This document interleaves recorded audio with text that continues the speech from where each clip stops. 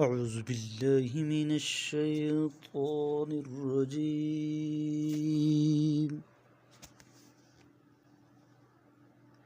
پناہ مانگتا ہوں میں اللہ کی شیطان مردود سے۔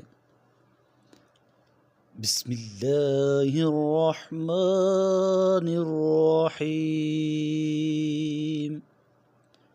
شروع اللہ کے نام سے جو بڑا مہربان نہایت رحم والا ہے۔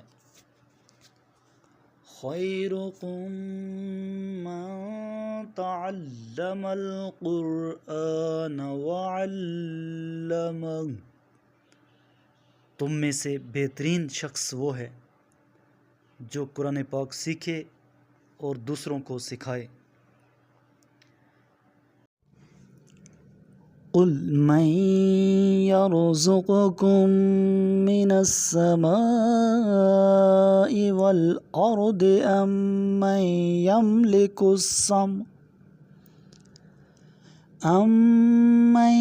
يملك السمع والأبصار ومن يخرج الحي من الميت ويخرج الميت من الحي ومن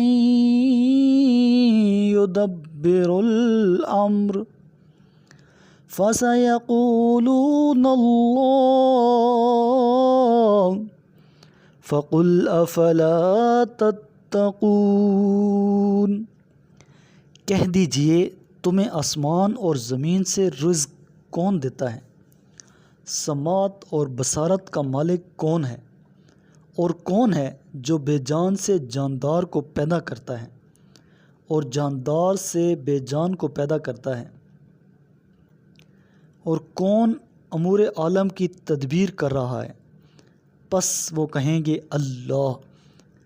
پس کہہ دیجئے تو پھر تم بچتے کیوں نہیں ہو؟ فَذَلِكُمُ اللَّهُ رَبُّكُمُ الْحَقُّ فَمَاذَا بَعْدَ الْحَقِّ إِلَّا الضَّلَالُ فَأَنَّىٰ تُصْرَفُونَ۔ پس یہی اللہ تمہارا برحق رب ہے، پھر حق کے بعد گمراہی کے سوا کیا رہ گیا؟ پھر تم کدھر پھرائے جا رہے ہو؟ كَذَلِكَ حَقَّتْ كَلِمَةُ رَبِّكَ عَلَى الَّذِينَ فَسَقُوا أَنَّهُمْ لَا يُؤْمِنُونَ۔ اس طرح ان فاسقوں کے بارے میں آپ کے رب کی بات ثابت ہو گئی کہ یہ لوگ ایمان لانے والے نہیں ہیں۔ قل هل من شركائكم من يبدأ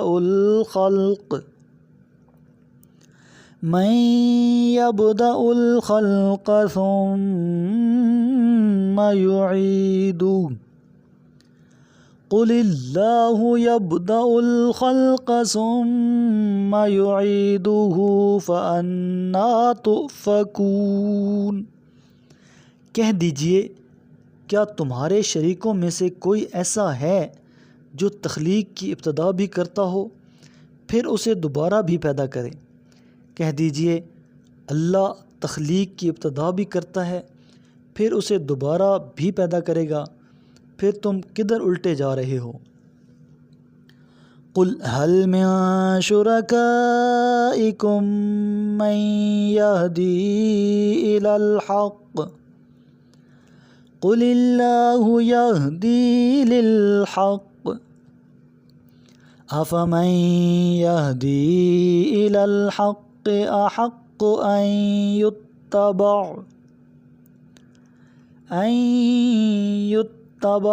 أَمَّن لَّا يَهْدِي إِلَّا أَن يُهْدَىٰ فَمَا لَكُمْ كَيْفَ تَحْكُمُونَ۔ کہہ دیجئے کیا تمہارے شریکوں میں سے کوئی ایسا ہے جو حق کی طرف ہدایت کرے؟ کہہ دیجئے حق کی طرف صرف اللہ ہدایت کرتا ہے، تو پھر بتاؤ کہ جو حق کی راہ دکھاتا ہے وہ اس بات کا زیادہ حقدار ہے کہ اس کی پیروی کی جائے، یا وہ جو خود اپنی راہ نہیں پاتا جب تک اس کی رہنمائی نہ کی جائے؟ تمہیں کیا ہو گیا ہے؟ تم کیسے فیصلے کر رہے ہو؟ وَمَا يَتَّبِعُ أَكْثَرُهُمْ إِلَّا ظَنًّا إِنَّ الظَّنَّ لَا يُغْنِي مِنَ الْحَقِّ شَيْئًا إِنَّ اللَّهَ عَلِيمٌ بِمَا يَفْعَلُونَ۔ ان میں سے اکثر محض ظن کی پیروی کرتے ہیں، جبکہ ظن انسان کو حق کی ضرورت سے ذرا برابر بے نیاز نہیں کرتا۔ اللہ ان کے اعمال سے خوب آگاہی رکھتا ہے۔ وَمَا كَانَ هَذَا الْقُرْآنُ أَن يُفْتَرَى مِن دُونِ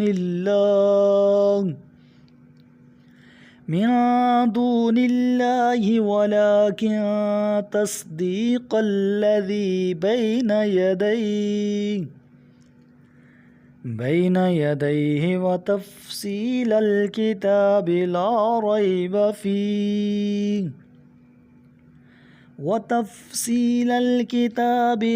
رَيْبَ فِيهِ مِن رَّبِّ الْعَالَمِينَ۔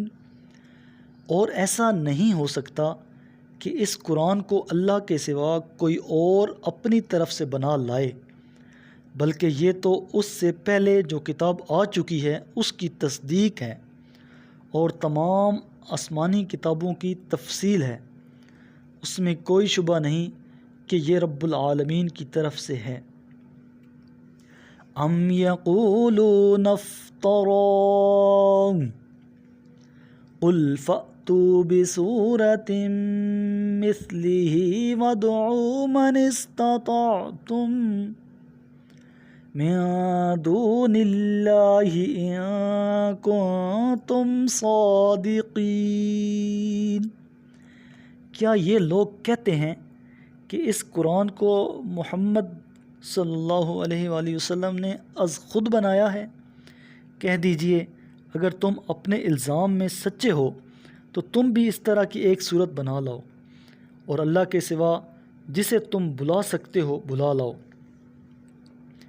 بل کذبوا بما لم يحيطوا بعلمه ولما يأتهم تأويله كذلك كذب الذين من قبلهم فانظر كيف كان عاقبة الظالمين۔ بلکہ حقیقت یہ ہے کہ انہوں نے اس چیز کو جھٹلایا جو ان کے احاطہ علم میں نہیں آئی، اور ابھی اس کا انجام بھی ان کے سامنے نہیں کھلا۔ اسی طرح ان سے پہلوں نے بھی جھٹلایا تھا، پھر دیکھ لو ان ظالموں کا کیا انجام ہوا۔ وَمِنْهُمْ مَنْ يُؤْمِنُ بِهِ وَمِنْهُمْ مَنْ لَا يُؤْمِنُ بِهِ وَرَبُّكَ أَعْلَمُ بِالْمُفْسِدِينَ۔ اور ان میں سے کچھ ایسے ہیں جو اس پر ایمان لاتے ہیں، اور کچھ ایسے ہیں جو ایمان نہیں لاتے، اور آپ کا رب ان مفسدوں کو خوب جانتا ہے۔ میرے کریم لجپال نبی کریم علیہ السلام نے ارشاد فرمایا، تم قرآن کی تلاوت اور اللہ کے ذکر کو لازم کر لو، کیونکہ یہ زمین میں تمہارے لیے نور اور آسمان میں تمہارے لیے ذخیرہ ثواب ہے۔